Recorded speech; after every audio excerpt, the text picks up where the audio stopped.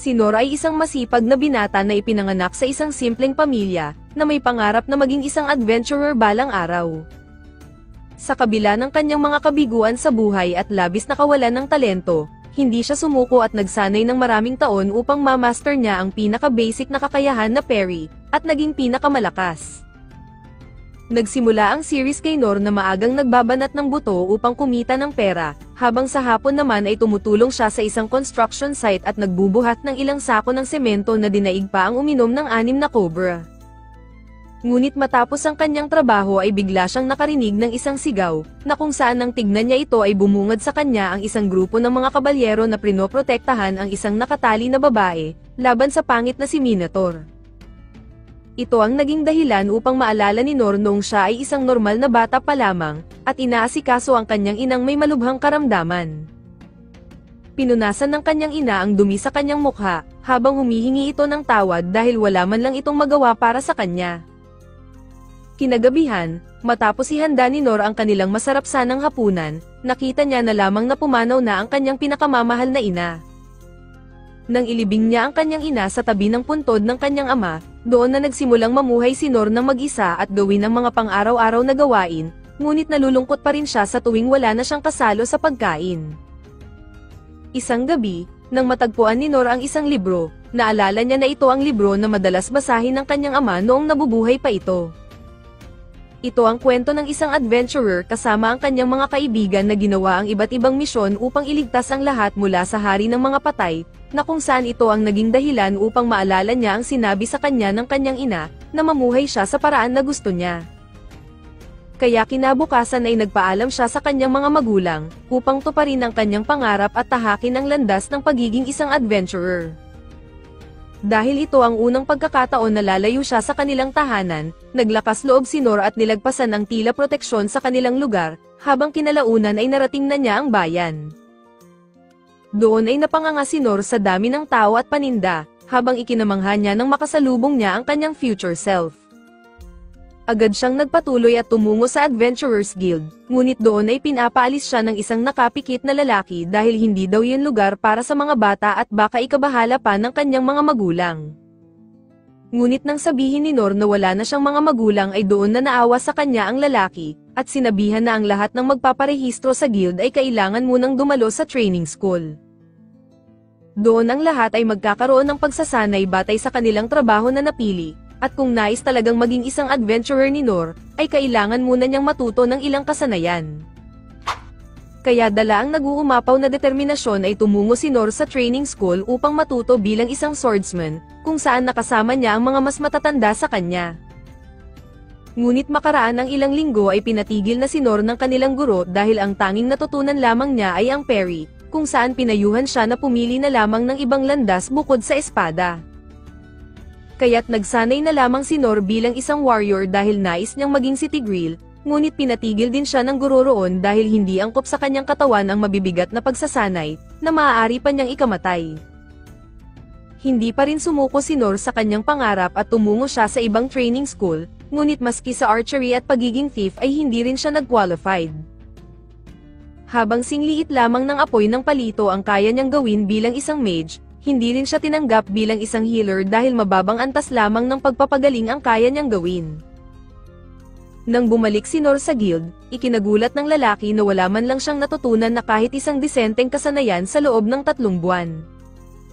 Kaya malungkot siyang bumalik sa kanilang tahanan, habang humingi siya ng paumanhin sa kanyang mga magulang dahil sa kanyang kabiguan, at inamin na wala siyang talento sa pagiging isang adventurer. Ngunit tumanggi pa ring sumuko si Nor at nagpasya siyang ituloy ang kanyang pagsasanay, habang iniisip ang payo ng kanyang guro sa espada, na kapag sinanay niya ang tanging kakayahan na mayroon siya ng paulit-ulit, ay maaari siyang matuto ng bagong kasanayan. Kaya gamit lamang ang kanyang kakayahan na parry, nagsanay siya mula umaga hanggang magdamag sa loob ng 1 taon, hanggang sa punto na kayanan niyang sumalag ng 10 espada sa isang paghinga lamang. Lumipas pa ang 3 taon at nagawa na niyang sumalag ng 100 espada, ngunit wala pa rin siyang nabubuksan na bagong kasanayan. Gayunpaman ay hindi pa rin sumuko si Nor sa kanyang pangarap at nagpatuloy siya sa pagsasanay hanggang masira na niya ang kanyang hawak na espada, at pinagaling ang kanyang kamay gamit ang mababang antas ng pagpapagaling. Lumipas pa ang 10 taon at nagawa na niyang sumalag ng 1,000 espada, na sa sobrang lakas ay pati ang kagubatan sa kanyang paligid ay naalog niya. Gayunpaman, hindi pa rin kumbinsido si Nor dahil hindi pa rin siya natututo ng bagong kasanayan.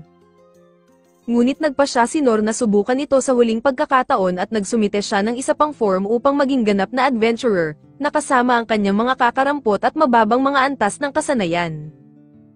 Dahil nag-aalangan ang bagong receptionist sa mahihinang kasanayan ng bida, iminungkahi nito na pumunta muna siya sa training school, ngunit sinabi ni Nor na napagdaanan na niya ang prosesong iyon. Ngunit biglang dumating ang guildmaster na medyo tumanda, kung saan muntik na nitong hindi makilala si Nor dahil sa laki ng pinagbago ng bida. Ipinaliwanag ng guildmaster kay Nor na may iba't ibang ranggo ang pagiging isang adventurer at ang pinakamababa ay E-rank, ngunit dahil wala man lang siyang kahit isang kapaki-pakinabang na kasanayan para maging E-rank adventurer, ay malabo pa sa tubig ng kanal na makatungtong siya rito. Ngunit biglang naalala ng guildmaster na may mababa pa sa E-rank at iyon ang F-rank adventurer, ang pinakamababang ranggo na marahil walang masyadong nakakaalam nito. Subalit sinabi ng guildmaster na may limitasyon ang pagiging isang F-rank adventurer, kung saan ipinagbabawal ang paghunting o pagpunta sa labas ng bayan upang kumuha ng mga item, habang ang tanging pinapayagan lamang ay ang pagkuha ng iba't ibang trabaho sa loob ng bayan. Kaya kahit ganoon ay agad na tinanggap ito ng bida, kung saan nakuha na rin niya sa wakas ang kanyang lisensya sa pagiging isang adventurer. Mabilis pa sa 4:00 na sinimulan ni Nor ang pagkuha ng mga trabaho sa bayan, kung saan gamit ang kanyang mga low-level skills ay nagagampanan niya ang pagiging isang F-rank adventurer. Habang matapos naman ang mga gawain sa umaga ay nagsasanay naman siya sa hapon, kung saan masaya si Nor na natupad na rin sa wakas ang kanyang pangarap na maging isang adventurer, na nakakatulong sa mga tao. Nang bumalik ang eksena sa kasalukuyan, biglang inatake ni Minotaur ang kapitan ng mga kawal, na kung saan sa isang atake ay binawian agad ito ng buhay. Habang matapos din itong paslangin ang natitira pang mga kawal, isusunod na sana ng halimaw ang babae ngunit binato ito ni Nor upang makuha ang atensyon nito, at upang makatakas din ang babae. Kaya nang atakihin siya ng halimaw ay ginamit ni Nor ang kanyang parry skill upang salagin ang mga nakakamatay na atake ng halimaw, ngunit dahil wala siyang ibang kasanayan ay hindi niya ito magawang atakihin. Ngunit nang mapansin ng halimaw ang nanigas sa takot na babae, muli itong pinunterya ng halimaw ngunit mabilis na pumunta si Nor sa harapan nito upang salagin ang atake, na nagresulta sa pagkasira ng kanyang espada. Kaya nang muling umatake si Minotaur ay buong lakas na ginamit ni Nor ang kanyang kaysa-isahang kakayahan, na sa sobrang lakas ay tumilapon sa leeg ng halimaw ang sandata nito at ikinapugot ng sariling ulo nito. Sa huli ay muling nawasak ang hawak na espada ni Nor habang nakalaya naman ang babae mula sa pagkakagapos. Nang tanungin nito ang kanyang pangalan ay suplado pala sa personal ang bida, habang dumating na rin ang iba pang mga kawal. Nang makabalik si Nor sa bayan ay naisip niya na muntik na siyang mapatay ng pangit na baka, kaya ipinangako niya sa kanyang sarili na kailangan niya pang magsanay ng husto. Samantala ay inimbestigahan na ng mga nakakataas ang namatay na halimaw, habang ang babae kanina na nagngangalang Lady Lin ay nagbigay respeto naman sa mga namatay na kawal. Bigla naman dumating ang kanyang personal na bodyguard na si Ines, kung saan humingi ito ng tawad dahil wala siya sa tabi niya noong mangyari ang insidente. Ngunit habang sinasabi ni Lin kay Ines na hindi niya kasalanan iyon, lumapit naman sa kanya ang isang kawal at sinabing kailangan na nilang bumalik ng kastilyo para sa detalye ng nangyari. Nang makuha lahat ni Lord Rain ang nangyari sa insidente, nagtataka siya kung paanong napunta ang isang Minotaur sa lugar na iyon, puwera na lamang kung may isang taong nag-summon nito mula sa kailaliman ng lupa gamit ang isang mahika. Nang maisip ni Rain na isa itong tangkang pagpatay sa kanyang kapatid na si Lin, sinang-ayunan naman ito ng kawal dahil nakakita sila ng isang singsing sa isang bangkay sa pinangyarihan ng insidente. Pinasuri nila ang singsing at nakakita sila ng mana stone na napakapuro, para matagpuan lamang sa merkado. Nang idagdag pa ng kawal na natuklasan din nila na ang natitirang spell sa mana stone ay nagmula sa Magic Empire of Deridas, naisip ni Rain na hindi ito isang ordinaryong tangkang pagpatay dahil hindi man lang nila itinago ang ebidensya, bagkus marahil nais ng Deridas na magsimula ng isang digmaan, at ang kanilang pakay ay ang kayamanan sa loob ng Dungeon of the Lost. Pagdating naman sa tao na nagligtas sa buhay ni Lin ay wala silang kahit anong impormasyon tungkol rito, dahil matapos nitong talunin ang Minotaur gamit ang ordinaryong espada, ay bigla na lamang itong naglaho. Samantala ay ikinagulat naman ng Guildmaster nang makitang buhay pa si Noor, dahil mayroon daw halimaw na lumitaw sa dungeon malapit sa pinagtatrabahuhan niyang construction site, kung saan sobrang nag-aalala ito sa kanya nang hindi siya dumating pagkatapos ng trabaho. Humingi naman ng paumanhin si Noor dahil noong may mga kaina-hinalang tao daw na sumusunod sa kanya kahapon, ay agad siyang umuwi pagkatapos ng trabaho. Nang sabihin ng Guildmaster na buti na lang ay hindi nakatagpo ni Noor ang halimaw dahil kahit daw ang mga A-rank adventurer ay mamamatay sa laban na iyon, naisip naman ni Noor na buti na lang ay isang pangit na baka lamang ang nakalaban niya kahapon. Sinabi pa ng Guildmaster na isang misteryosong lalaki daw ang pumatay sa halimaw sa isang atake lamang, kung saan walang ideya si Noor na siya pala ang pinag-uusapan nilang dalawa. Kinalaunan pa ay habang nag-uusap sila ng Guildmaster ay biglang lumitaw si Lady Lin sa likuran ni Noor, na sinasabing gumamit siya ng detection skill upang mahanap lamang ang bida. Nang magsimulang makilala siya ng mga tao sa guild ay hiniling ni Lin kay Noor kung maaari ba silang mag-usap sa ibang lugar, biglang tinanong ng Guildmaster ang bida kung anong ginawa niya, ngunit tiniyak ni Noor na isa siyang mabuting tao. Sa labas ng kalye ay patuloy na hinahanap ng mga kawal ang bida, ngunit dahil sa concealment magic ni Lin ay hindi sila nakikita ng mga ito. Nang makarating sila sa isang liblib na lugar, lubos na nagpapasalamat si Lin kay Noor sa pagsagip sa kanyang buhay, dahil hindi lamang niya nailigtas ang kanyang buhay kundi pati na rin ang mga mamamayan ng kanilang kaharian. Inalok ni Lin si Noor ng lahat ng yaman ng kanyang pamilya bilang kabayaran sa pagligtas sa kanya, ngunit mabilis na tumanggi si Noor at sinabing sapat na ang kanyang mga pasasalamat.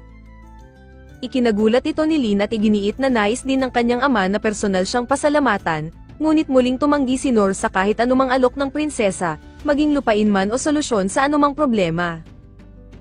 Doon na nagdrama si Lin at sinabing hindi siya aalis sa kanyang kinatatayuan hanggat hindi pumapayag si Noor na maayos siyang mabayaran. Ito ang naging dahilan upang maalala ni Noor nang ginamit din niya ang mga salitang iyon noong siya ay nag-a-apply para makapasok sa training school, kung saan doon na siya pumayag na makipagkita sa ama ni Lin ngunit hindi siya tatanggap ng anumang gantimpala. Habang naglalakad sila sa loob ng kastilyo ay nakasalubong nila doon si Ines, kung saan sinabi nito na ang amang hari ni Lin ay kasalukuyang nakikipag-usap sa kanyang kapatid sa audience chamber.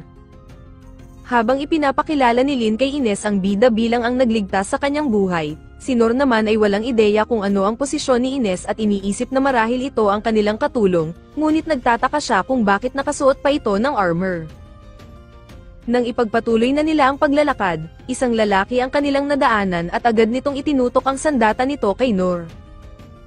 Habang ito ay may pangalan na Gilbert, sinabi rito ni Ines na ibaba ang kanyang sandata, dahil si Noor ang lalaki na nagligtas sa buhay ni Lady Lin mula sa halimaw.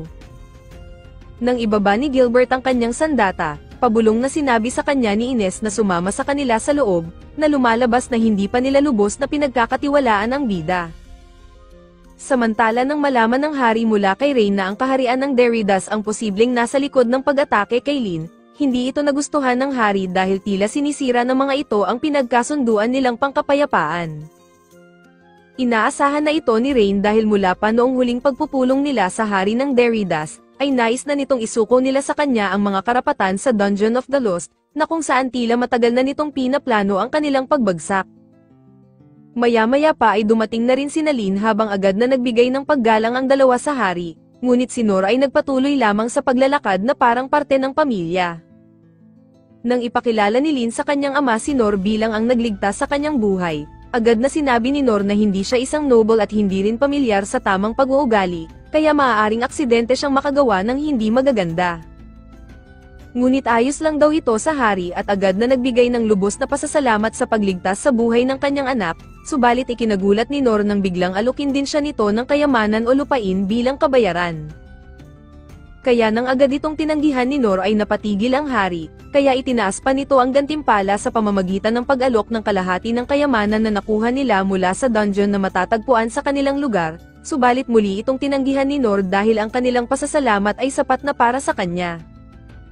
Ngayon ay hindi alam ng hari kung ano ang maaari niyang ibigay kay Noor dahil tinanggihan nito ang lahat ng kanyang alok, kaya't lumapit siya sa kanyang trono at kinuha ang espada bilang regalo sa bida.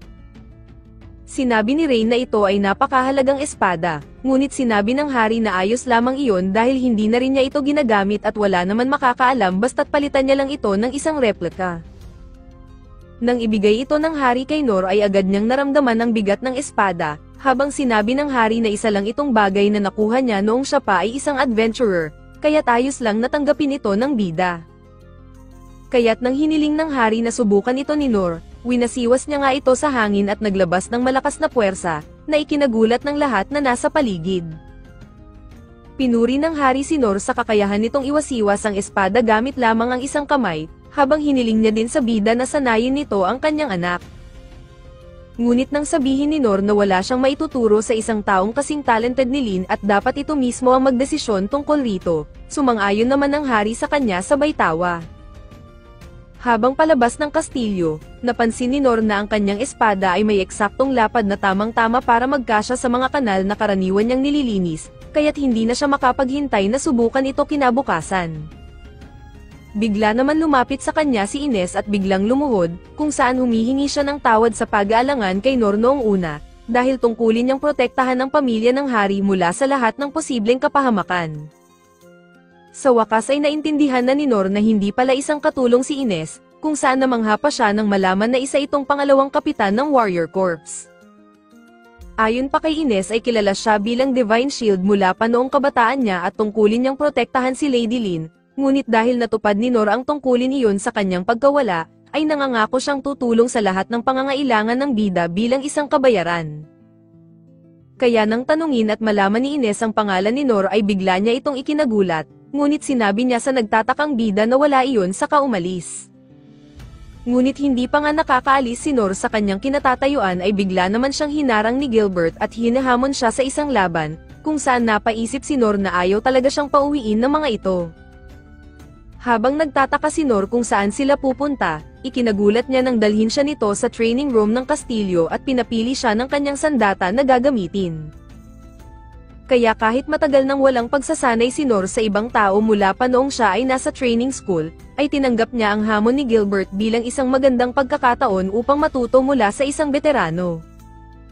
Ngunit nang magsimula ang kanilang laban, agad na umatake si Gilbert subalit madali lamang itong naiwasan ng bida. Habang nagpatuloy sa pag-atake ang kanyang kalaban, napansin ni Nor na napakadetalyado ng mga galaw ni Gilbert, ngunit may isang bagay siyang hindi maintindihan, at iyon ay kung bakit sobrang bagal ng mga atake nito.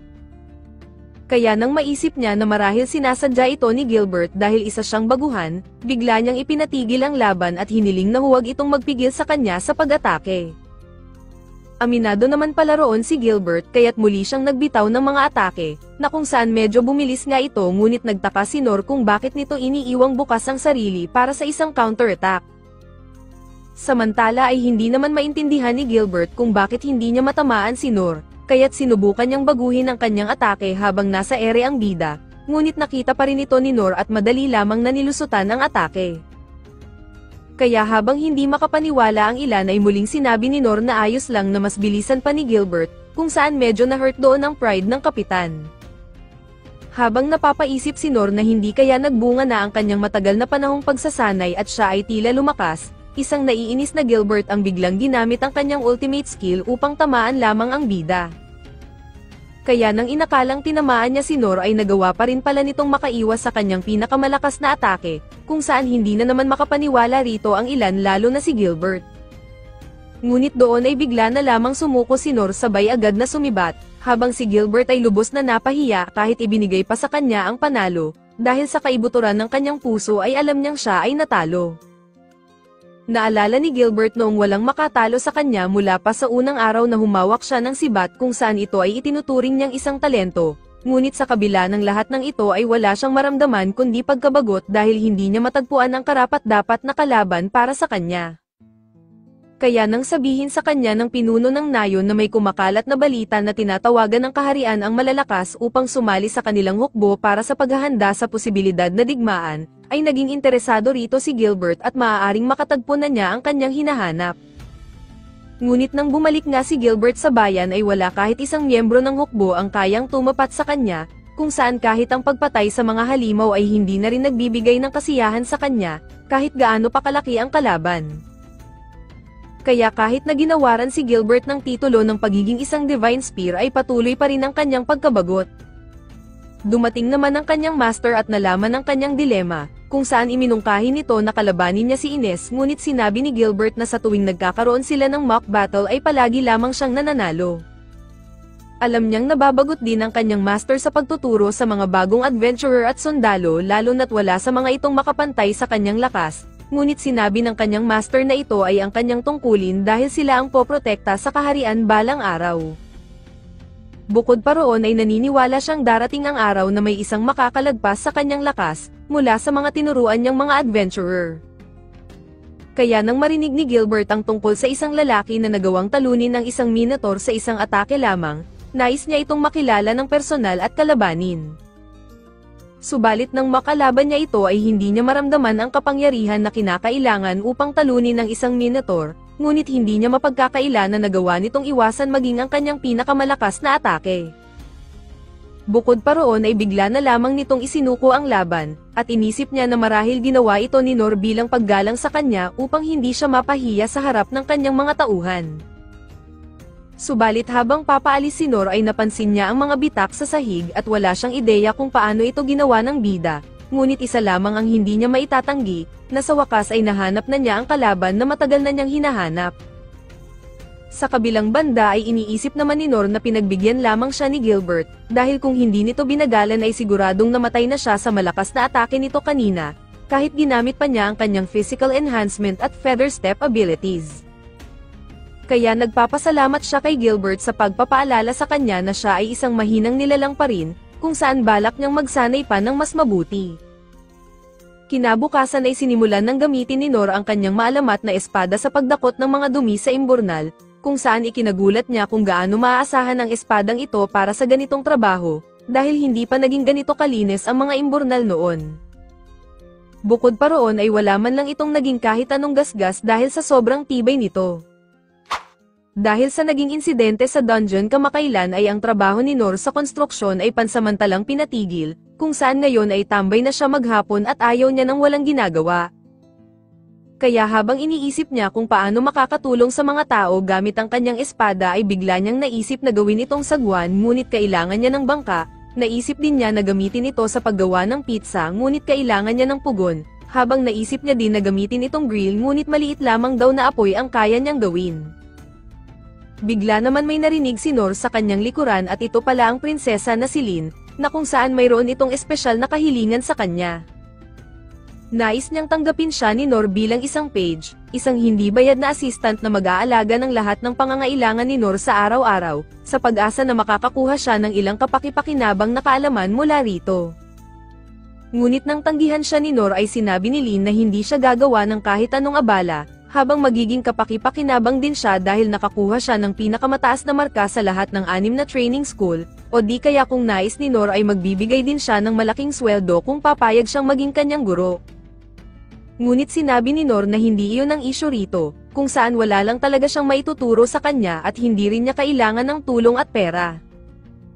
Gayunpaman ay naging mapilit si Lin at nais patunayan ang kanyang kakayahan sa bida, kung saan nagcast siya ng isang icicle spell patungo sa kanya, ngunit bago pa man sa kanya ito bumagsak ay winasak niya ito gamit ang isang fire spell. Habang hindi lang yun dahil may kasanayan din siya sa pagiging isang thief, kung saan nilabas niya ang isang maliit na patalim at mabilis na pinutol ang puno sa kanyang likuran sa isang iglap. Nais din niyang ipakita kay Nor ang kanyang kasanayan sa espada at nagpakawala siya ng isang divine slash patungo sa bida, na ikinawasak naman ng malaking puno sa likuran nito. Gayunpaman ay muling tumanggi si Nor sa kahilingan ni Lin, kung saan muli niyang inulit na wala siyang maituturo sa kanya. Kaya habang hindi pa rin maintindihan ni Lin ang punto ng bida, sinabi ni Nor sa kanya na marami siyang malulupit na kasanayan, ngunit ito lamang ang kasalukuyang kakayahan na mayroon siya. Doon ay umalis na lamang si Lin at naalala ang kwento ng isang batang walang talento, na nasubukan ng lahat ng 6 na training school. Madalas na iniisip ng mga tao na ito ay isang kathang-isip lamang upang maging isang leksyon sa lahat ng susubok sa training school, kung saan inakala niya rin na gawa-gawa lamang ang kwento, ngunit ngayon ay nakilala niya ang taong ito. Naalala niya noong ipinakita sa kanya ng mukhang Enchanted Kingdom ang isang simpleng spell na tinatawag na Tiny Flame. Sinabi nito na kung sapat ang kanyang pagsasanay ay maaari niyang mapalaki ng kaunti ang apoy, ngunit kahit ano pa man ang gawin niyang pagsasanay ay hindi ito lumalaki. Kaya ikinagulat niya nang makitang nakagawa si Noor ng napakalaking tiny flame, na mas malaki kaysa sa kayang gawin ng kanyang guro, na siyang pinakamagaling na magician sa buong mundo. Habang naniniwala siyang walang kapantay si Noor sa lahat ng 6 na sangay, nananatili pa rin itong mapagkumbaba at ginagamit ang kakayahan upang makatulong sa mga tao. Dahil nais niyang makamit ang ganitong lakas para sa araw na siya ay mapabilang din na pamunuan ang kaharian na ito, hindi tinanggap ni Lin ang pagtanggi sa kanya ni Noor at muli niyang pinuntahan ito.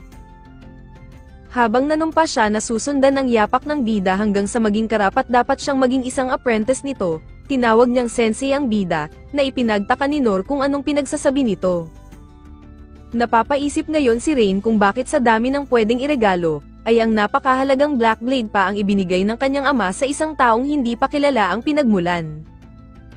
Ito ay itinuring na nilang isang napakahalagang kayamanan, matapos itong matagpuan ng kanyang ama kasama ang 6 pang mga adventurer, nang lakbayin nila ang isang mapanganib na dungeon.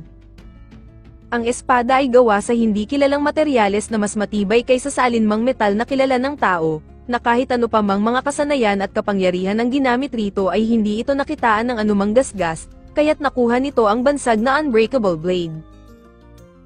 Subalit ang malaking katanungan kay Rain ay kung bakit nakipagsapalaran ang kanyang ama na ibigay ito kay Noor, kung saan naisip niya na posibleng umaasa ang kanyang ama sa bida upang gumanap ng mahalagang papel sa kanilang kaharian sa hinaharap.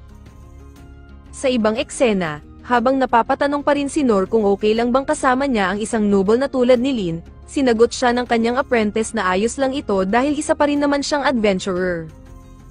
Ngunit pakiramdam ni Noor ay hindi pa rin siya karapat-dapat bilang isang guro para kay Lin, kaya't naisip niyang pumunta mamaya sa guild upang kumuha ng mga nakakaboring niyang mga trabaho, upang sa gayon ay mawalan ito ng interes sa kakasunod sa kanya. Nang ipinagtaka ng guildmaster kung bakit kasama ni Noor ang isang noble na tulad ni Lin, sinabi ni Noor na masyado itong komplikado. Kaya nang sabihin ng guildmaster na ayaw niyang masangkot sa mga komplikadong bagay, agad na binago ni Noor ang usapan at sinabing naroon sila upang kumuha ng pang-2 tao na trabaho. Dahil si Lin ay isang Silver B rank adventurer ay maaari silang tumanggap ng goblin hunting job, kung saan ikinagulat ni Noor dahil ito ang mga karaniwang halimaw na madali lamang na pinapatay sa ibang anime, ngunit hindi tulad rito. Masaya si Noor dahil sa wakas ay makakakuha na rin siya ng quest na hindi lamang paglilinis ng imburnal, ngunit medyo na guilty ang bida dahil lumalabas na siya ay makikinabang sa ranggo ni Lin para sa kanyang sariling kapakanan. Subalit nang malaman ni Noor na ayos lang pala ito kay Lin ay agad niyang kinuha ang kanyang espada at excited na lumabas, dahil matutupad na rin sa wakas ang kanyang pangarap. Ngunit sinigawan siya ng guildmaster dahil hindi pa nito naibibigay sa kanya ang mga detalye ng quest, kaya bumalik si Noor at itinuro ng guildmaster sa kanila ang lokasyon kung saan nila makikita ang mga goblin.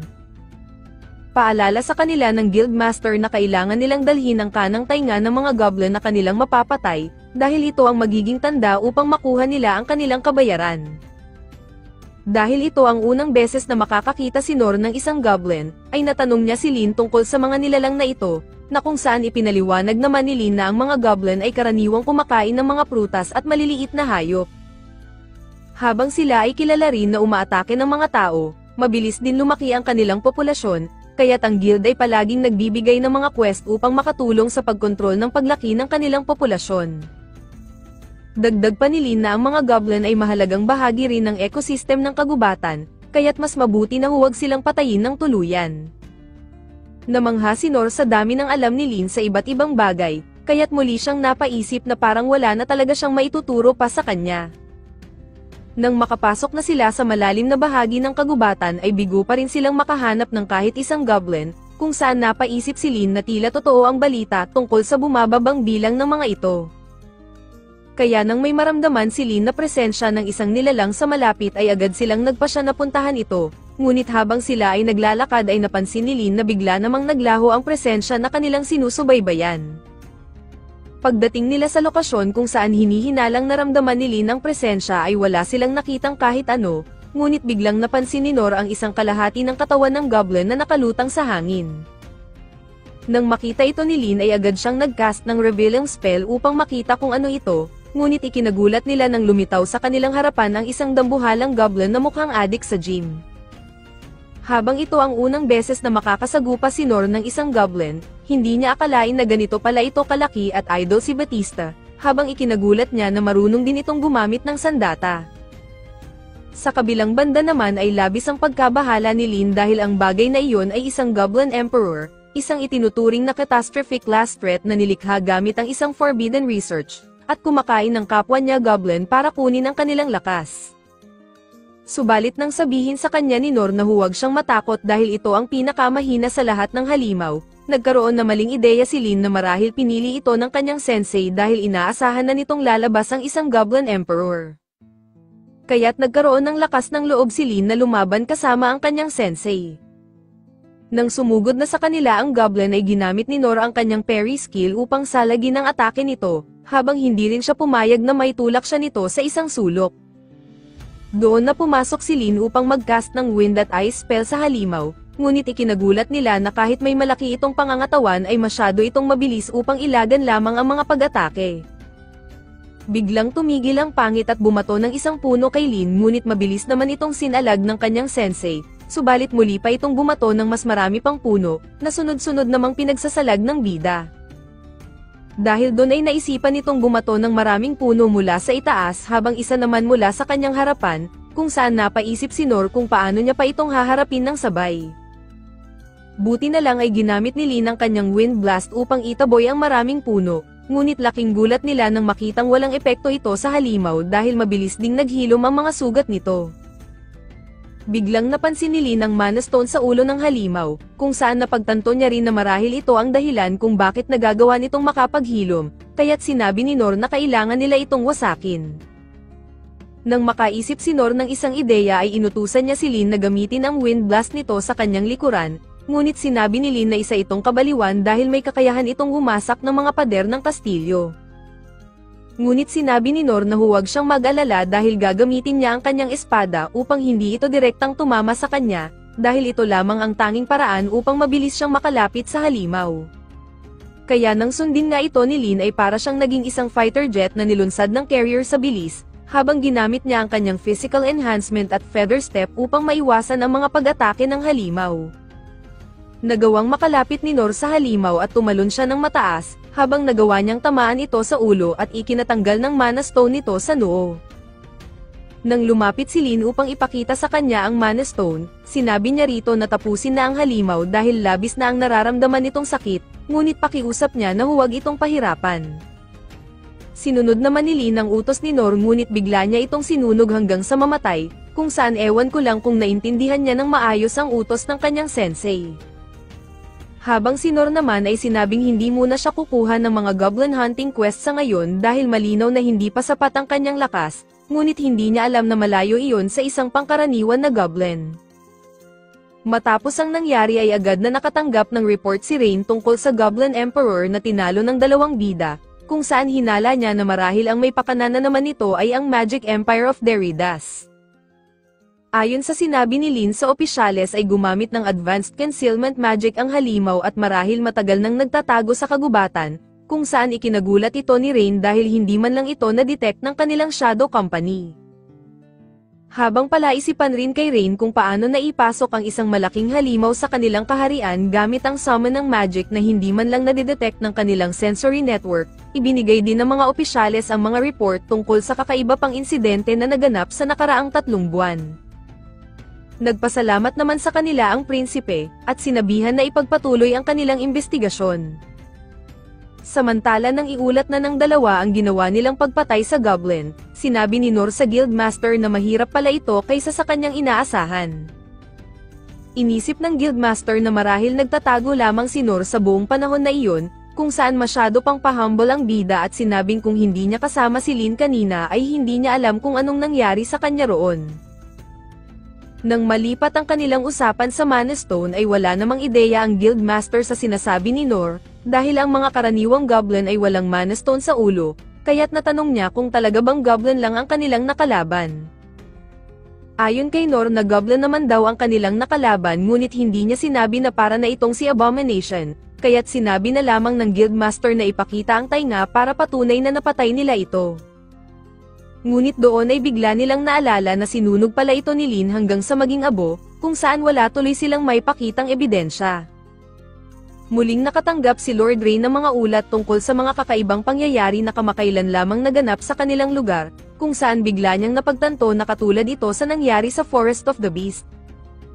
Kaya nang napagtanto din niya na marahil nakapasok na ang kanilang mga kaaway sa kanilang teritoryo, agad niyang inutusan ang kanyang mga tauhan na bumuo ng unit na may kasanayan sa paghahanap, habang hiniling din niya na isama ang 6 sovereigns na tinatawag, dahil ito ay seryoso ng sitwasyon. Hindi siya makapaniwala sa kanyang sarili na hindi niya agad natukoy ang mga pangyayari, habang wala din siyang ideya kung ano ang balak ng Magic Empire of Deridas. Ngunit naiinis si Rain dahil walang malasakit ang mga ito sa buhay ng lahat ng inosenteng mamamayan na nakatira sa kanilang kaharian, para lamang makuha ang karapatan at kayamanan sa kanilang dungeon. Samantala ay hindi naman makapaniwala ang dalawa na kumakain sila ngayon ng masarap na pagkain, dahil sa kabutihang palad ay ibinigay pa rin sa kanila ng Guildmaster ang bayad sa napatay nilang goblin, kahit na nakalimutan nilang dalhin ang patunay na napatay nila ito. Ngayong natapos na ang kanilang unang misyon ni Lin, napapaisip si Nor kung gaano pa katagal mananatili ang prinsesa, dahil gusto na niyang magsolo. Kaya nang maisipan na ni Lin na oras na upang umuwi ay napayes na lamang ang bida, ngunit sa hindi inaasahan ay bigla naman dumating ang kapatid nitong si Lord Rain. May pakiusap ito sa dalawa na tumungo sa isang lungsod sa Mountain District kinabukasan, kung saan ipinangako ng prinsipe na magbibigay siya ng karwahe at sapat na kabayaran para kay Nor dahil sa abalang iyon. Kaya kahit hindi pa sinasabi sa kanya ang detalye o ang kanilang magiging layunin para sa misyon na iyon, agad na tinanggap ni Nor ang pakiusap ng prinsipe, sa kadahilan ng makakasakay na rin siya sa wakas sa isang karwahe dahil hindi pa daw siya nakakasakay rito simula noong pagkabata. Habang ini-enjoy ni Nor ang tanawin dahil nakakita na rin siya sa wakas ng mga deer na nakikita niya lamang sa Manila Zoo, napansin niya si Lin na tila hindi nag-e-enjoy sa kanilang joyride. Humingi ng paumanhin si Lin dahil sa kahilingan ng kanyang kapatid, ngunit sinabi ni Nor na huwag siyang mag-alala dahil babayaran naman siya para dito, at bilang kabayaran na rin ito sa pagtulong sa kanya sa pagpatay sa goblin. Ngunit tila hindi lang yun ang bumabagabag para kay Lin, dahil habang si Nor ay excited ay iba naman ang kanyang pakiramdam, noong ipinaliwanag na ng kanyang kapatid ang kanilang mga tatahaking ruta. Dahil noong sabihin ni Rain kung walang ibang mangyayari sa kanilang paglalakbay ay kailangan nilang tawirin ang bundok patungo sa Holy Theocracy of Mithra, habang tila magiging isang happy trip lamang iyon kapag walang ibang mangyayaring kakaiba. Sinabi naman sa kanya ni Ines na huwag siya masyadong mag-alala, ngunit lumalabas na binigyan si Ines ng lihim na utos ni Rain bago sila umalis. Sinabi sa kanya ni Rain na kapag dumating na ang isang krisis na maaaring ikawasak ng kaharian, nais nitong tumakas sila ni Nor at Lin papunta sa Mithra, kung saan hindi niya sinabi sa kanyang kapatid ang tungkol rito dahil alam niyang mananatili ito upang ipaglaban ang kabisera. Sinabi ni Ines na hindi magandang ideya na umalis siya ng kabisera habang nalalagay ito sa isang krisis, ngunit sinabi sa kanya ni Rain na siya lamang ang pinagkakatiwalaan niya pagdating sa kaligtasan ni Lin. Nang huminto muna ang tatlo upang magpahinga, humingi ng paumanhin si Ines kay Nor dahil nadamay pa siya sa lahat ng ito, kung saan hindi naman maintindihan ni Nor dahil ang alam niya ay isa lamang itong happy trip. Habang tikom pa rin ang bibig ni Ines tungkol sa kanilang totoong layunin, sinabi ni Ines sa bida na sisiguraduhin niyang magiging maayos ang kanilang kaligtasan ni Lin, ngunit sinabi ni Nor na huwag siyang mag-alala dahil kaya niyang ipagtanggol ang kanyang sarili at magaling din daw siya sa takbuhan. Sinabi naman ni Ines na hindi na niya kailangan gawin iyon dahil kaya niya silang protektahan gamit ang kanyang kalasag, kung saan ipinagtaka naman ni Nor dahil wala naman itong dalang kahit ano. Kaya nang nakapagpasya si Ines na ipakita ang kanyang Divine Shield sa bida, ikinamangha ito ni Nor at naalala ang sinabi sa kanya ni Lin na kasing lakas daw ni Ines si Gilbert, habang siya naman ay nangangamote pang talunin ang isang mahinang goblin. Pero ito yung goblin. Nang sabihin ni Nor na sobrang talentado ni Ines, hindi alam ni Ines kung matatawag ba niyang isang talento ito, dahil ito ang nagpaalala sa kanya noong nasa bahay ampunan pa siya at unang napansin ang kanyang kakaibang kakayahan. Habang wala pang ideya noon rito si Ines na maaari pala itong makasakit ng kanyang kapwa, ipinatawag siya ng 3 sa 6 na pinakamataas at hiniling na ipakita sa kanila ang kanyang kakayahan. Sinabi ni Okan na isa itong biyaya mula sa kalangitan, na maaaring maganyong espada o kalasag, o maaari ding magdulot ng pagkawasak ng isang bansa depende sa kung paano niya ito gagamitin. Ngunit sinabi sa kanya ng nagngangalang Dandog, na huwag siyang mag-alala dahil tuturuan siya nito kung paano gamitin ang kanyang kakayahan. Hindi nagtagal ay natutunan ni Ines ang kanyang kakayahan at madaling nakakagawa ng isang kalasag na kayang pigilan ng isang malaking bato, ngunit ito rin ang naging dahilan upang ilayo niya ang kanyang sarili sa ibang tao dahil ayaw na niyang may masaktan pa siyang iba. Ngunit noong araw naman na nakilala niya si Nor ay ikinagulat niya nang marinig na niya ang pangalan nito, noong siya ay nasa isang misyon kasama ang kanyang naging ama-amahan na si Dandog. Habang nahihirapan sila noon sa dami ng halimaw at ang mga sundalong kasama nila ay nagsisimula ng mapagod, muling nabanggit ng kanyang ama na sana'y naroon si Nor upang gayahin ang mga ito. Para kay Ines ay nakuha na agad ni Nor ang pagkilala ng kanyang ama bago pa man niya magawa ito, kaya't nagkaroon siya ng natural na inggit sa bida kahit hindi pa man niya nakikilala ito noon. Kaya ito ang dahilan kung bakit tila may dalaw siya noong unang makilala niya ang bida, ngunit kailangan niyang isantabi ang kanyang emosyon upang hindi ito makasagabal sa kanyang misyon. Habang nagpapatuloy sila sa kanilang paglalakbay at nagpapakyut ang bida sa bintana, napansin ni Nor na tila may kakaibang nangyayari sa bukirin, kung saan tila natutuyot ang ilang pananim kapag nadadaanan ng isang itim na usok. Nang mapansin nga ito ni Lin ay agad niyang ginamit ang kanyang uncover spell, upang ibunyag sa kanila ang isang higanteng kokak na may pakpak. Samantala ay ni-report ng isang kawal na maraming halimaw ang biglang umatake sa iba't ibang bahagi ng kabisera, kung saan agad iniutos ni Rain na i-deploy ang lahat ng dibisyon ng kasundaluhan upang mapigilan ang pag-usad ng mga halimaw. Hinala ng hari na pakana ang lahat ng ito ng hari ng Deridas at talagang tinupad nito ang kanyang mga banta sa kanila, kung saan sinabi ni Rain na mukhang hindi ito titigil hanggat hindi nito nakukuha ang kanyang gusto. Nang itanong ng hari kung nasaan ang Sixth Sovereign, sinabi ni Rain na ang lahat ng ito ay naipadala na sa iba't ibang bahagi ng kabisera upang pigilan at puksain ang paglitaw ng mga malalakas na halimaw. Habang lumiliit ang kanilang puwersa ani ng hari, sumang-ayon naman rito si Rain subalit sa kabutihang palad ay nagawa na niyang mailayo ang kanyang kapatid na si Lin. Samantala, matapos naman ibunyag ni Lin ang halimaw na kokak gamit ang kanyang uncover spell, isang bata ang makikitang kasama nito ngunit bigla itong inatake ng halimaw. Habang agad itong nakilala ni Ines bilang isang Black Death Dragon, walang ano-anong sumugod si Nor upang salagin ang muling pag-atake ng halimaw at para mailigtas na rin ang batang lalaki. Habang busy si Nor na pinagpapari ang mga atake ng halimaw, sinabi ni Ines na hindi nagkataon lamang na biglang lumitaw doon ang batang lalaki, kundi kasama din ito na naitago ng spell, kung saan napagtanto nila na marahil isa itong demon folk.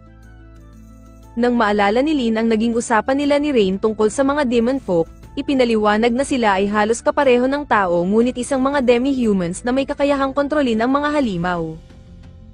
Nabanggit ni Rain ang isang insidente na halos lipunin ng mga ito ang buong Mitra 200 taon na ang nakalipas, na kung saan ito ang naging dahilan upang sila ay ubusin ng mga tao. Ngunit marahil ay may mga natira pang mga demon folk sa mundo na nagtanim ng matinding galit laban sa buong sangkatauhan.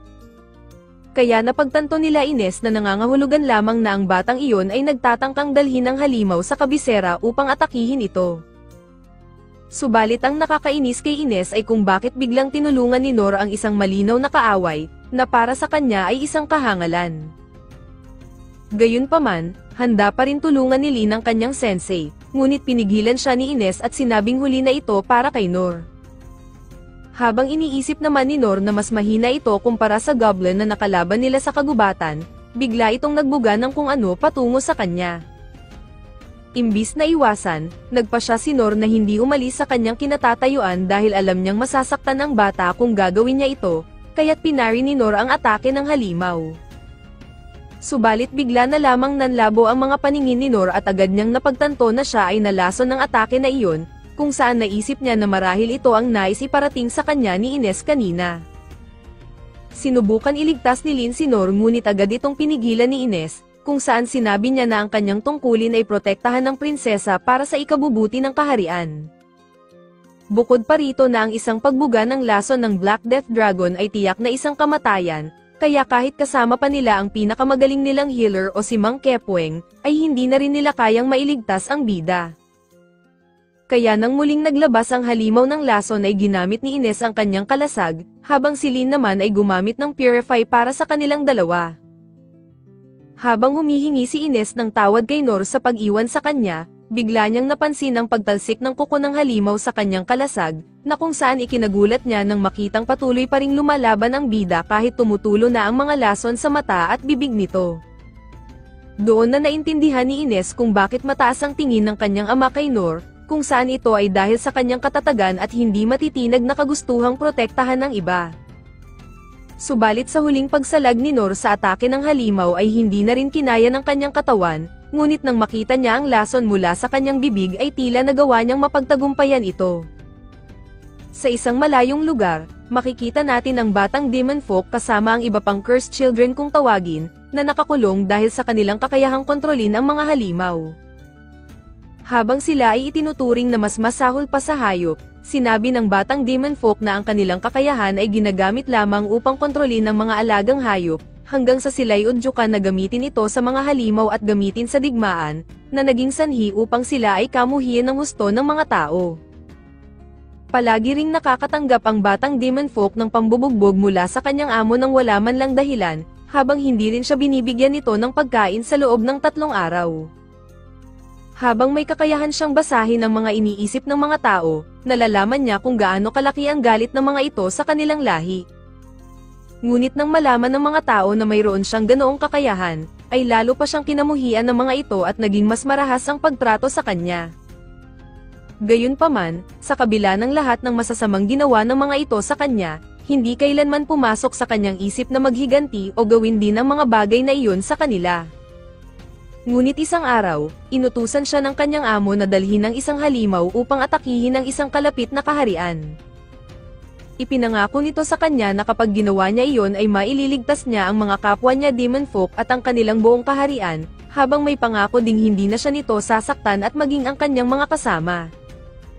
Sinubukan niyang basahin ang isip nito upang malaman ang tunay nitong plano, ngunit nakasuot ang lalaki ng isang mahiwagang aparato na pumipigil sa kanyang magawa ito. Kaya dahil sa banta ng lalaki na sasaktan ng kanyang mga kasama ay napilitan siyang sundin ang pinag-uutos nito, ngunit nang mabasag ang kanyang proteksyon ay nawalan din siya ng kontrol sa halimaw at inatake siya nito. Doon ay agad niyang napagtanto na siya ay nabigo sa kanyang misyon at alam niya na lalo pang magdurusa ang iba pa niyang kasama, ngunit masaya siyang mamamatay nang hindi napipilitang manakit ng iba. Umaasa siyang muling ipapanganak na may mas mabuting buhay, kung saan maaari siyang makatulong sa iba at makakain ng masarap na pagkain. Ngunit bago pa man siya tapusin ng halimaw ay lumapit si Nor upang siya ay iligtas, na kung saan hindi niya maunawaan kung bakit siya prinoprotektahan nito. Nang bumuga ng lason ng halimaw ay napansin ni Nor na pareho sila ng bata na naapektuhan nito, kaya't imbis na gamitin ito sa kanyang sarili ay ginamit ni Nor ang kanyang healing magic rito, habang nagpatuloy siya sa pakikipaglaban. Hindi nagtagal ay bumagsak na rin si Nor sa dami ng lason na kanyang tinamo, ngunit tiwala siyang mapagtatagumpayan niya ito. Naalala ni Nor noong panahong kumukuha siya ng mga sangkap sa kagubatan, na kung saan nakalikom siya ng iba't ibang uri ng ligaw na gulay. Ngunit hindi niya napansin ang isang kakaibang halaman na ginamit niya rin upang sangkap sa kanyang hapunan, na naging sanhi ng biglaan niyang pagkabagsak at pagsusuka ng dugo. Sa kabutihang palad, ginamit niya ang kanyang low heel upang may raos niya ang magdamag, habang natuklasan niya mula sa libro ang halaman na tinatawag na Dragon Ruin na nagdulot sa kanya ng pagkalason, na minsan siyang pinaalalahanan ng kanyang ina na huwag kailanman kakainin ito. Sinubukan niyang ipagpatuloy ang kanyang pagsasanay ngunit hindi ito kinaya ng kanyang katawan, kaya't muli niyang ginamit ang kanyang low heel upang makabawi. Makalipas ang ilang oras matapos mawalan ng malay, nagising siya na maayos na ang kanyang pakiramdam, ngunit napagtanto niyang siya ay nagugutom kaya't muli siyang pumunta ng kagubatan upang kumuha ng makakain. Ngunit doon ay kinagat naman ang kanyang puwet ng isang makamandag na ahas, na agad naman niyang ikinabagsak. Subalit matapos lamang ang ilang oras ay muling bumangon si Nor na parang walang nangyari, habang dinala niya ang napatay na ahas sa kanila upang lutuin, kung saan napagtanto niyang masarap naman daw pala. Nang muli siyang pumunta ng kagubatan, sinadya niyang magpakagat sa ahas at napansin niyang unti-unti siyang nagkakaroon ng tolerance sa lason, na kahit hindi siya nagkakaroon ng bagong kasanayan ay kaya naman niyang kainin ang kahit ano pang mga makamandag na bagay, at napagtanto na masasarap ang mga ito. Kaya nang muling bumangon si Nor ay isa lamang ang pumasok sa kanyang isipan, na mukhang masarap din kainin itong dambuhalang froggy. Nagpatuloy si Nor na salagin ang mga atake ng halimaw hanggang sa tuluyan na niyang masira ang mga kuko at mga ngipin nito, na naging dahilan naman para sa halimaw na mag-ipon ng lason para sa isang malakas na atake. Ngunit bago pa man ito ibuga ng halimaw ay sinungalngal ito ni Nor upang pilitin isara ang bibig nito, na naging sanhi ng pag-ipon ng lason sa loob ng katawan nito at tuluyang sumabog. Matapos matalo ni Nor ang halimaw ay agad siyang lumapit sa bata upang tanungin kung anong ginagawa nito rito, na kung saan inamin naman ng bata na nangako siyang dadalhin sana niya ang palaka patungo sa lungsod. Agad na nagkaroon ng agam-agam si Nor na marahil ang palaka ay gagamitin kasangkapan para sa pinapaitan, at ang pamilya ng bata ay nag-aalaga ng mga palaka upang itinda ang karne nito. Naisip din niya na kaya nagtatago ang bata sa isang barrier dahil ayaw nitong manakawan ng masarap na karne ng palaka, kaya't nagsimula siyang humingi ng paumanhin at sinabing babayaran na lamang niya ng installment ang kanyang nasira, ngunit sinabi ng bata na hindi na niya kailangan gawin iyon. Nang tanungin ni Nor kung paano nagawang dalhin ng bata ang malaking palaka ng ganoon kalayo, inamin ng bata na may kakayahan siyang kumontrol ng mga halimaw. Namangha rito si Nor dahil mayroon itong kakaibang kasanayan, ngunit sinabi ng bata na hindi iyon kasanayan, kundi isang kakayahan nilang mga demon folk, na kanilang taglay simula pa noong sila ay ipinanganak. Kaya habang inaasahan ng bata na magagalit si Nor ay lalo pang namangha sa kanya ang bida, dahil kung mayroon daw siyang ganoong kakayahan ay magagamit niya ang mga hayop upang makatulong sa pang-araw-araw na gawain. Nang tanungin ng bata si Nor kung talaga bang hindi siya natatakot sa kanya at sa kanyang kakayahan, hindi makita ni Nor kung bakit kailangan niyang matakot, dahil ang kakayahan na mayroon siya ay sobrang kapaki-pakinabang. Hindi makapaniwala ang bata nang malaman na may isang tao na iniisip na ang kanyang kakayahan ay may halaga, kaya't hindi niya napigilan lumuha dahil hindi niya akalain na maaari pala siyang makatulong sa ibang tao. Naisip ni Nor na marahil may mga mabigat na pinagdaanan ng bata kung bakit ganito ang kanyang nararamdaman, kaya't sinabi niya rito na malalampasan niya din ito balang araw, at makakatulong sa iba sa paraan na gusto niya. Mabilis naman lumapit si Nalin upang gamutin ang bida, ngunit sinabi ni Nor na ayos lang siya dahil medyo immune na siya sa mga lason. Hindi naman makapaniwala si Lin kung paanong nalampasan ito ng kanyang sensei, dahil ang tumama rito ay isang matinding mayasma, na sumisira ng kahit anong mahawakan nito. Puwera na lamang sa isang teknik na kilala bilang Sacred Spirit, na kayang pagalingin ang kahit anong sugat sa katawan, ngunit nangangailangan ito ng matinding pagpapaunlad ng katawan at isipan bago ito matutunan. Kinakailangan ng Saint Sovereign ng 40 taon upang matutunan ito, ngunit para sa kanyang sensei ay nagawa lamang niya ito sa mas maikling panahon. Nang hilingin ni Nor kay Lin na gamutin niya ang bata ay agad niyang napagtanto na isa nga talaga itong demon folk, habang nais din ni Nor na isama sa kanila ang bata upang mabigyan ito ng libreng sakay. Nagtangka namang tumutol rito si Ines, habang pinaalala naman ni Lin kay Nor na isa itong demon folk at ang ginawa nito sa pamamagitan ng pagdala ng halimaw. Ngunit nang sabihin ni Nor na kailangan niyang bumawi sa bata dahil napatay niya ang palaka na dapat sanang dadalhin nito sa bayan, ikinagulat ito ng dalawa at lalong naisip ni Lin na masyado nga itong delikado. Nang maalala naman ni Nor kung sino ang nagbigay sa kanya ng trabahong ito, sinabi ng bata na wala siyang alam kung sino sila. Habang batay sa kilos at kalagayan ng katawan ng bata, naisip ni Ines na marahil isa itong alipin at pinilit lamang na gawin ang mga bagay na ito. Nalaman din nila mula sa bata na hindi niya alam kung saan siya nanggaling, habang nakapiring lamang siya bago siya iniwan sa gitna ng kung saan. Habang nagpakilala sa kanila ang bata bilang Rolo, unti-unti namang napagtanto ni Lin na mali ang kanyang ginawa dahil hinusgahan niya muna ito batay sa mga narinig niyang kwento, imbis na makita ito bilang batang nangangailangan ng kanilang tulong. Kaya nang sabihin ni Lin na isama nila si Rolo sa kanilang paglalakbay, sinabi ni Ines na magiging malaking problema ito dahil sila ay patungo ngayon sa Mitra, na kung saan mariin na ipinagbabawal ang mga demon folk. Ngunit habang nag-iisip si Lin kung ano ang dapat nilang gawin, isang lalaki ang biglang lumitaw sa kanilang likuran at inakalang patay na si Rolo. Sa pagdating ng lalaki na nakapiring ang mga mata, agad niyang napansin ang sinapit ng kawawang Froggy habang natuklasan niya na si Nor ang pumatay rito. Humingi ng paumanhin si Nor sa pagsira sa isang napaka-importanteng food delivery, ngunit sinabi ng lalaki na wala naman siyang pakialam rito dahil siya ay inupahan lamang, upang kunin at ibalik si Rolo. Habang tila ang pagkakaintindi rito ni Nor ay may maganda itong pakay kay Rolo, bigla itong sumugod kay Rollo na mabilis naman niyang nadepensahan. Habang nagtataka si Nor kung bakit ito ginagawa ng lalaki, sinabi nito na dahil babayaran siya ng malaking pera kapag naiuwi niya ang bangkay ni Rollo. Dagdag pa nito na maaari naman niyang ibalik ng buhay si Rollo ngunit papatayin pa rin ito ng kanyang kliyente, kaya't iniisip niyang patayin na lamang ito para hindi na aksayado sa oras.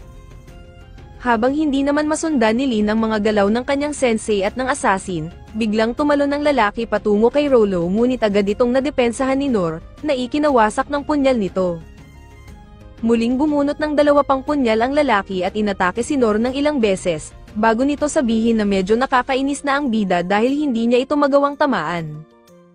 Kaya nang seryosohin na ito ng assassin ay umatake siya ng napakabilis sa bida. Ngunit bago pa man ito tumama sa mukha ni Nor ay nagawa na naman niya itong masangga, subalit ikinatilapon niya ng ilang metro. Bagamat ikinamangha ni Nor ang kakayahan ng assassin dahil kaya nitong lumikha ng malakas na atake gamit lamang ang maliit na punyal, naiinis naman ito dahil muling nawasak ang kanyang sandata. Gayunpaman ay muling bumato ang assassin ng mas mabilis at mas malalakas pang mga atake gamit ang panibagong punyal, kung saan si Nor ay napapaisip na hindi niya matatagalan ang mga ganitong atake, habang prinoprotektahan si Rollo.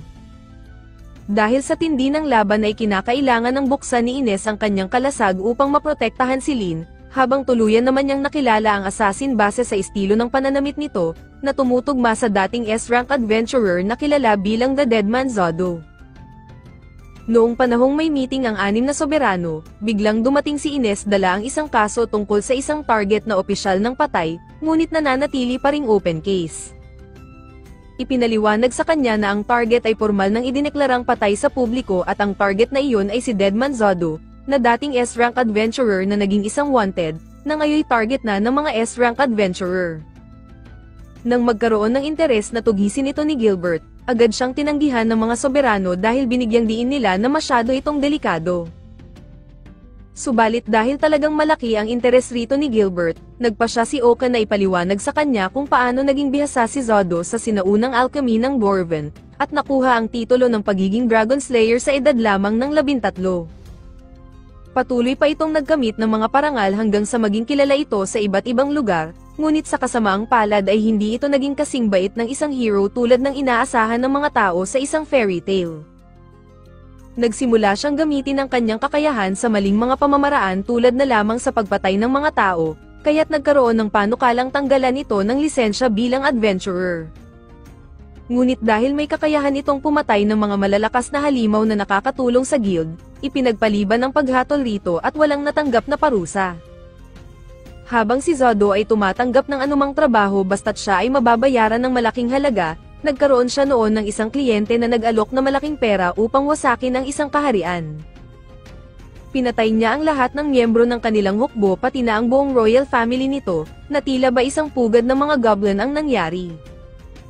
Kaya't upang maiwasan ang mas marami pang pagkasawi, nagpa siya ang guild na ipakalat ang balitang patay na si Zodo upang wala nang sumubok na kalabanin ito. Samantala, nang masiraan na naman si Zodo ng isa pang punyal, naiinis siya dahil balak yatang wasakin ni Nor ang lahat ng kanyang koleksyon. Nang sabihin ni Nor na babayaran niya na lamang ito, hindi naman ito ininda ni Zodo dahil iniisip niya na gawa ang kanyang punyal sa orichalcum at pangil ng dragon na hindi madaling masira, kaya't napapaisip siya kung anong klaseng sandata ang hawak ng bida. Gayunpaman, nagdesisyon na si Zodo na gamitin ang kanyang huling alas at inihagis sa ere ang kanyang unang nasirang sandata, kung saan gumawa ito ng pulang liwanag bago kumalat sa daan-daan pang mga punyal. Habang nakilala ito ni Ines bilang Silver Cross na kilalang sandata na kayang pumatay ng daan-daan sa isang atake, sinabi naman ni Zodo kay Nor na maaari niyang subukang sirain ang kahit ilan sa mga ito, ngunit kaya niyang lumikha ng mas marami pa. Kaya nang sinimulan na ni Zodo na paliparin ang mga punyal, sinubukan ni Nor na harapin ang lahat ng mga ito, ngunit dahil napakarami nito ay napilitan siyang gawin human shield ang kanyang katawan upang maprotektahan lamang si Rollo. Nang napansin ni Ines na hindi ito kakayanin ni Nor nang siya lamang mag-isa, naisipan niyang tumulong ngunit bigla niyang naalala na ang tanging ibinigay lamang sa kanyang misyon ay siguraduhing ligtas ang prinsesa. Subalit matapos niyang maalala ang mga ginawa ni Nor, nagdesisyon siyang sundin ang kanyang puso at nagpaalam kay Lin upang tulungan ang bida. Kaya sa paglipad ng walang katapusang mga punyal ay napagtanto ni Nor na hindi niya ito lahat magagawang salagin, kaya't naghanda na siya upang protektahan si Rollo. Subalit gumawa ng isang panlilinlang si Ines upang siya ay makapunta sa harapan ni Nor, at hinarang ang mga punyal gamit ang kanyang kalasag. Habang nagulat si Nor na niligtas siya ni Ines, humingi naman ito ng tawad sa kanya sa pagiging late bago nito sinimulan atakihin si Zodo gamit ang kanyang mga kalasag, ngunit dahil parang si Peter Pan ito kung gumalaw ay hindi niya ito matamaan. Kaya humingi siya ng tulong kay Nor at sinabing siya ang bahala sa kanilang depensa, habang ito naman ang gumawa ng kanilang magiging opensa at sirain ang mga punyal.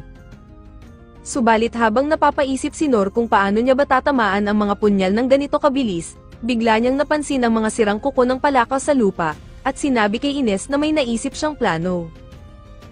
Nang sabihin niya ang kanilang magiging plano kay Ines, ginamit ni Nor ang kanyang physical enhancement at stone throw abilities, bago niya ibigay kay Ines ang signal upang ibaba ang ilan sa mga kalasag upang bigyan siya ng puwang para ibato ang mga kuko, at magawa nilang mawasak ang mga punyal na patungo sa kanila. Subalit habang busy sila sa pagwasak sa mga punyal, hindi na malaya ni Ines ang palihim na pag-atake ni Zodo patungo sa kanya. Ngunit nagawa pa din itong salagin ni Nor sa huling segundo, kung saan hindi makapaniwala si Zodo kung gaano kabilis ang bida at nagawa pa nitong sirain ang kanyang punyal na gawa sa adamantite. Nang tanungin ni Zodo si Nor kung paano niya nagawang depensahan ng ganoon kabilis ang kanyang mga atake, hindi naman ito maipaliwanag ni Nor at sinabing marahil ay nagawa niya lamang ang mga iyon.